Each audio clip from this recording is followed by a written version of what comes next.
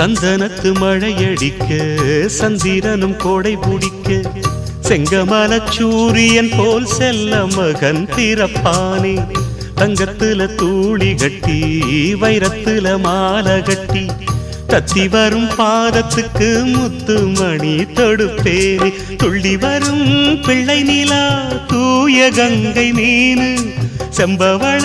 வாய்த்திறந்தா சிந்திச்சிதரும் தேனு நம் பேர் சொல்லத்தானே பிறக்கும் ஒரு மானே ஏழேழு ஜென்ம பந்தம் மனைவி என்பது இதில் நீ வேறு நான் வேறு யார் சொன்னது கல்யாணமே ஒரு தெய்வீகமே சம்சாரமே அதன் சந்தோஷமே ஒரு வானும் நிலவும்